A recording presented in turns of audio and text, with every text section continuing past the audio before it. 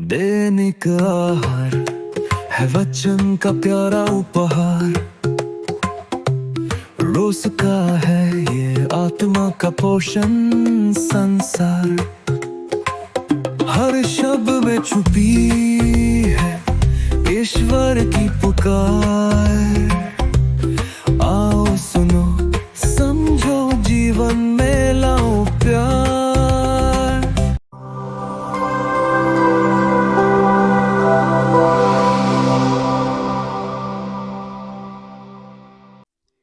ख्रिस्त में प्यारे दोस्तों, संसारिक विचारधारा यह है कि हम सभी धन दौलत जमा करें। इस मकसद से हम जमा करें ताकि हम स्वयं सुखपूर्वक जीवन व्यतीत कर सकें और हमारे परिवार के सभी लोग उस धन दौलत जिसे हम जमा करते हैं उसकी वजह से सुख और शांति के साथ जीवन यापन करें। न केवल हमारे परिवार और हम, बल्कि आने वाली पीढ़ी भी हमारी धन दौलत और संपत्ति की वजह से वह सुखपूर्वक जीवन व्यतीत कर सके। यही सांसारिक विचारधारा है। लेकिन जब हम आज के पवित्र सुसमाचार को पढ़ते हैं तो प्रभु यीशु इस विचारधारा के विपरीत एक नई शिक्षा देते हैं और वह शिक्षा है त्याग का जीवन।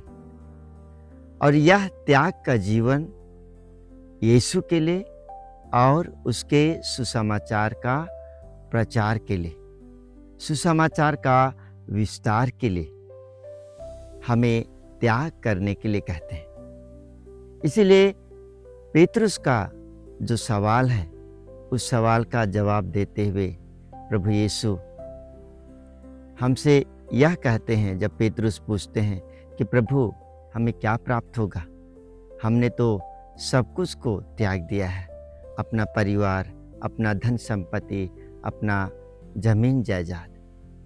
और प्रभु यीशु यह हमें बतलाते हैं कि जब हम त्याग करते हैं तो ना केवल हमें इस संसार में यीशु के नाम से जब हम त्याग करते हैं, सुसमाचार का प्रचार के लिए हम त्याग करते हैं, तो ना केवल इस संसार में हमें 100 गुना खुशी और ईश्वर की आशीष प्राप्त होगी, बल्कि प्रभु हमें आज यह भी कह रहे हैं कि हमारा त्याग व्यर्थ नहीं जाता है।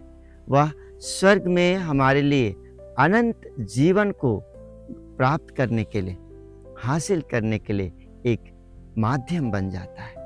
इसलिए हमारा त्याग कभी व्यर्थ नहीं जाता है। और प्रभु यीशु हमें इस संसार में रहते समय ही हमारे त्याग का जो प्रतिफल है उसे आनंद के रूप में, अनुग्रह के रूप में, शांति के रूप में हमें देते हैं। इसलिए ख्रिस्त में प्यारे दोस्तों, यह कठिन है कि हम सब त्याग करें, लेकिन प्रभु यीशु का आज एक निमंत्रण है हम सबों के लिए कि हम हमारे जीवन में हम त्याग करें, यीशु के नाम के लिए हम त्याग करें, उसके सुसमाचार का प्रचार के लिए हम त्याग करें। और जब हम ऐसा करेंगे तो हमारी खुशी इस संसार में रहते हुए हमारे त्याग के प्रतिरूप वह हमें आनंद और खुशहाली में परिवर्तित होगी और वही त्याग का प्रतिफल हमें स्वर्ग राज्य में अनंत जीवन भी प्रदान करेगा। इसलिए आइए जब हम आज के सुसमाचार पर मनन चिंतन कर रहे हैं तो हम प्रभु से हम यही प्रार्थना करें कि प्रभु यीशु हम सबों को वह अनुग्रह प्रदान करे, वह सामर्थ्य प्रदान करे, ताकि हम यीशु के नाम के लिए और सुसमाचार का प्रचार के लिए हम छोटे छोटे माध्यम से हम त्याग करना शुरू करें।